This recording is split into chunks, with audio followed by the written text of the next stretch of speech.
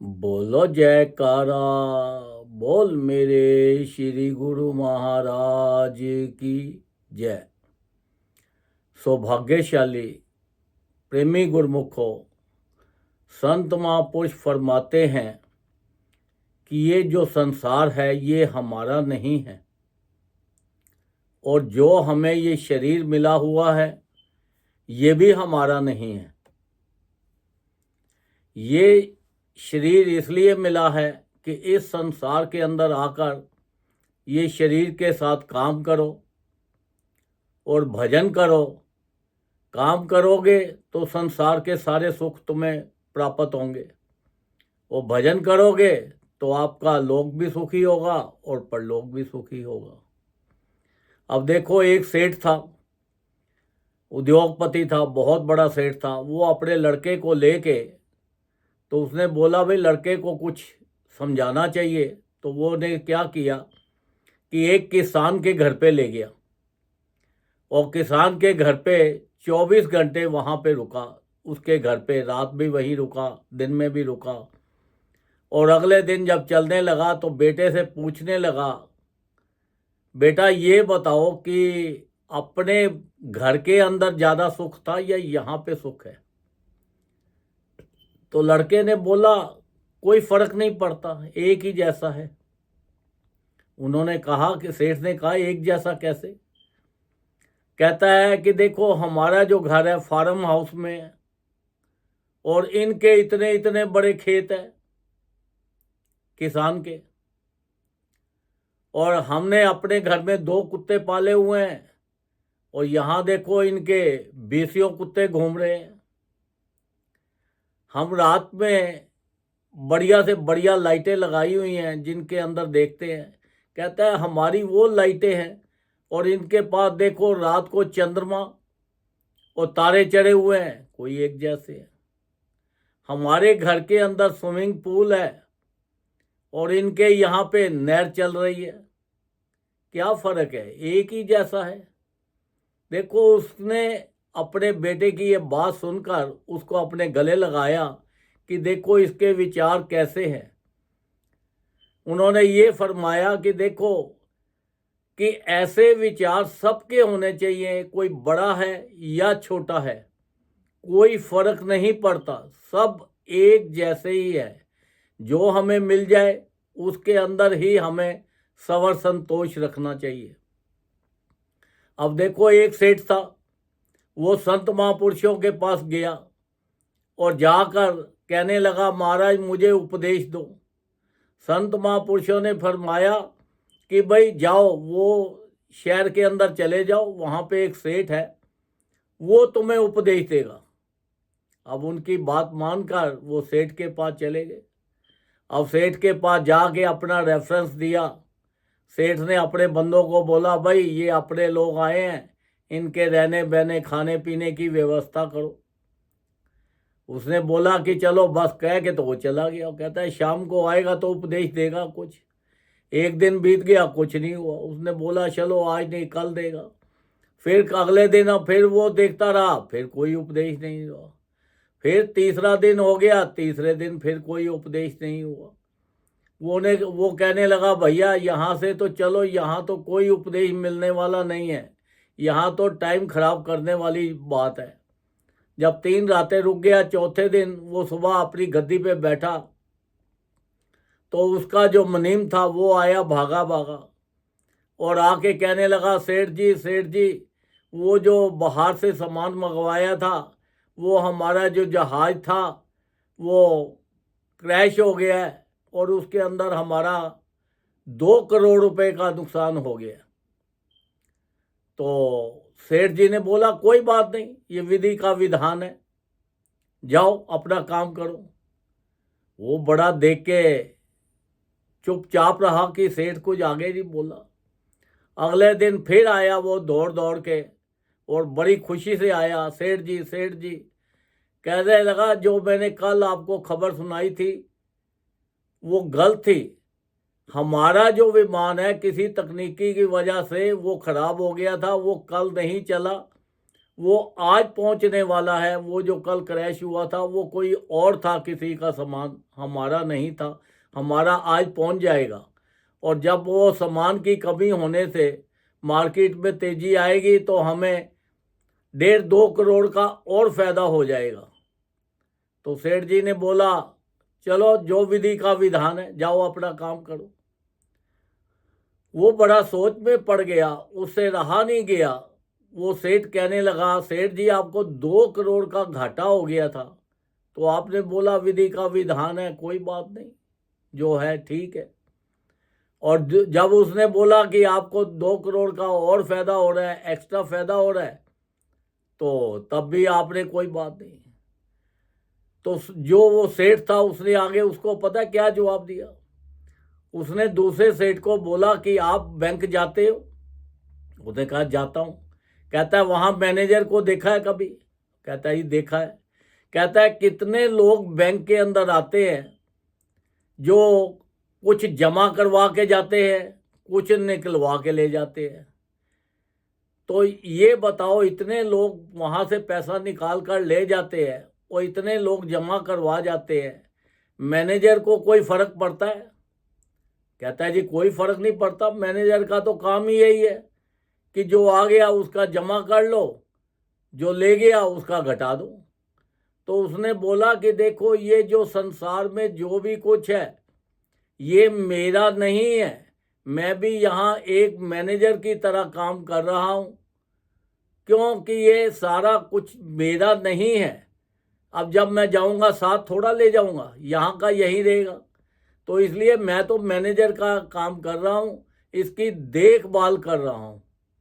तो देखो उसको कितना बड़ा उपदेश मिला कि वो सेठ को दूसरे सेठ से, कि देखो ये संसार के अंदर हमें रहकर यही सोचना चाहिए कि अगर ज़्यादा है, फायदा हो गया तो तब भी हमें दुख नहीं मानना चाहिए, नुकसान हो जाए तो तब भी दुख नहीं मानना चाहिए, क्योंकि हमारी जॉब एक मैनेजर की तरह है। ये बैंक है, हम मैनेजर हैं, हम इसका मैनेजमेंट कर रहे हैं, जो मिल गया उसी में सही है। अब देखो एक फैमिली आई संत महापुरुषों के पास।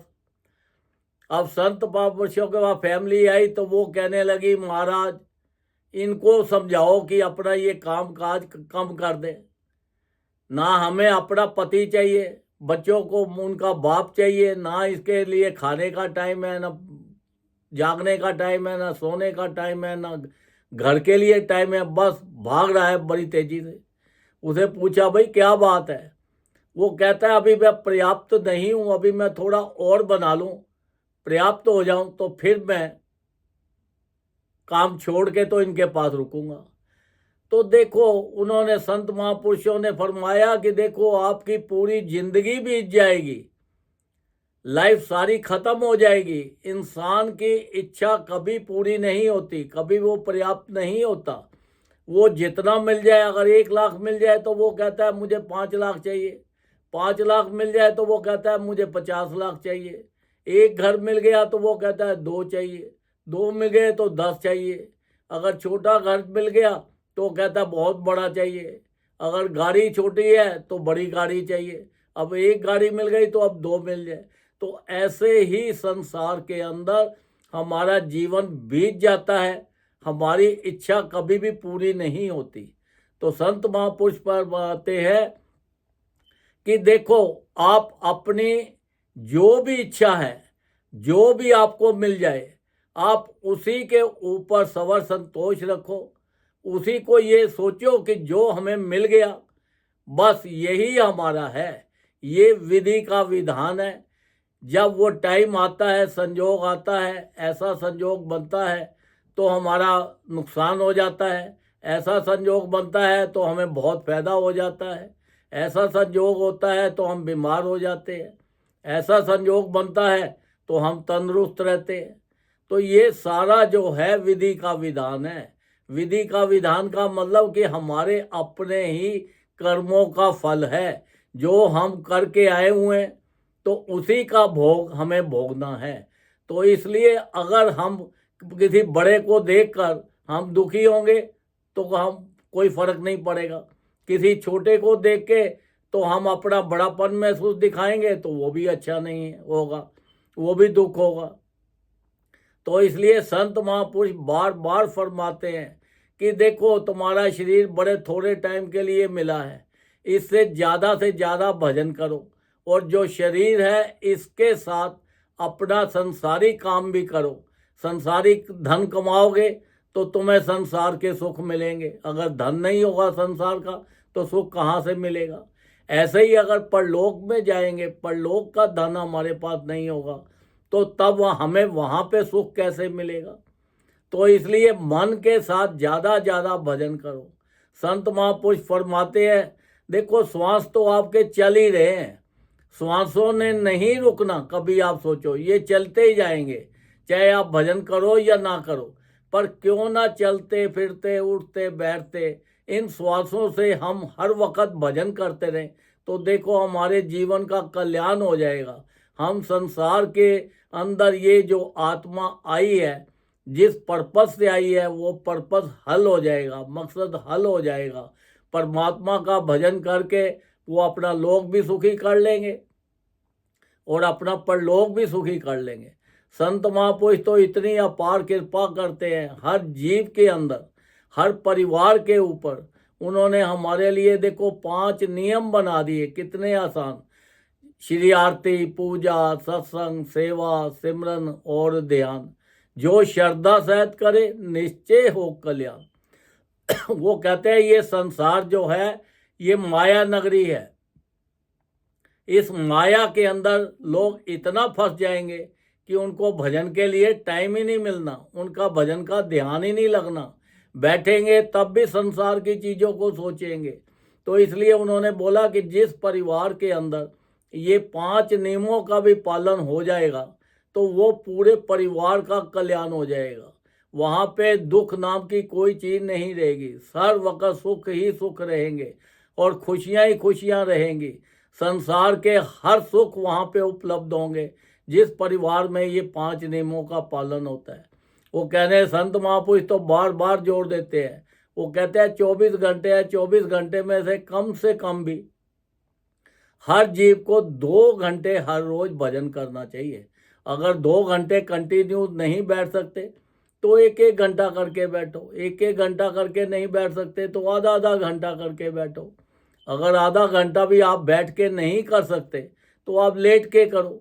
अगर आप ट्रैवल कर रहे हो तो ट्रैवल करो, क्योंकि भजन जो है श्वासों के साथ होना है, शरीर के साथ नहीं होना। तो इसलिए उठते बैठते चलते फिरते कहीं पे भी हो, इसका कोई भजन का कोई समय नहीं है, कोई ठिकाना नहीं है।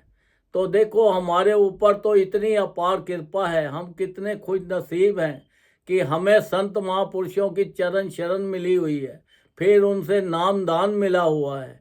तो देखो हमारे ऊपर तो वो बार बार अमृत की वर्षा कर रहे हैं। अगर हम उस अमृत को पिएंगे तो तभी हमें सुख मिलेगा। अगर हमने अमृत को लेके एक तरफ रख दिया तो उसका सुख कैसे मिलेगा। हम सोचे कि हमें नाम तो ले लिया, अब नाम जपे या ना जपे हम तो गुरुमुख बन गए, पर वो बात नहीं बनेगी। वो तो कहते हैं कि इसका अभ्यास 24 घंटे अभ्यास करो। जितना अभ्यास करेंगे उतना ही हमें संसार के भी सुख ज़्यादा मिलेंगे और परलोक के भी ज़्यादा सुख मिलेंगे। वो तो बार बार कृपा सबके ऊपर बरसा रहे हैं। तो कृपा का अधिकारी वही होता है जो उनके हुक्म में चले, उनके बातों को माने, उनके बनाए हुए नियमों का पालन करे, तो उसी के ऊपर ही कृपा होती है। बाकी तो फिर ऐसे टाइम पास वाली बात हो जाती है। तो देखो हमारे ऊपर इतनी कृपा है, हमें ज़्यादा से ज़्यादा भजन करना है, ज़्यादा से ज़्यादा नाम जपना है। ये सोच लेना है कि ये संसार हमारा नहीं है, ये शरीर भी हमारा नहीं है। हमें ये शरीर के साथ संसार के काम करके खूब धन कमा के खूब एंजॉय करके संसार के सुख भोगने हैं, और मन से ज़्यादा अपना भजन करके हमें अपना लोक का परलोक का भी धन इकट्ठा करना है, ताकि वहाँ का भी हमारा हर तरह से खुशियाँ से बीते और संसार के दुख जितने भी हैं वो सारे दुखों से हम बच जाएंगे। क्योंकि नाम के अंदर तो इतनी ताकत है कि किसी के खराब भी अगर कर्म हैं तो तो वो भी वो सपने में कट जाते हैं, वो उनके सपने में कट जाते हैं या थोड़े में कट जाते हैं। अगर कोई बीमारी आई, कोई बीमार हुआ, कुछ हुआ, कोई गरीबी आई, तो ये थोड़े टाइम के है, तो हमारे अपने कर्मों के फल, पर वो थोड़े टाइम के लिए आते हैं। गुरुमुखों के ऊपर तो हर वक्त परमात्मा की हर वक्त निगाह रहती है, हर वक्त वो उनका ख्याल रखते हैं। उनकी चिंता जो है संत महापुरुषों को हर वक्त रहती है कि जो हमारे भगत को कोई तकलीफ ना हो, किसी चीज़ की कोई कमी ना हो। पर भगत तो वही होगा जो ज़्यादा से ज़्यादा नाम जपेगा और भजन करके अपने जीवन का ज़्यादा से ज़्यादा भजन करो, ताकि अपने जीवन का पूरा पूरा लाभ उठाओ और अपना लोक भी सुखी करो और अपना परलोक भी सुखी करो। बोलो जयकारा, बोल मेरे श्री गुरु महाराज की जय।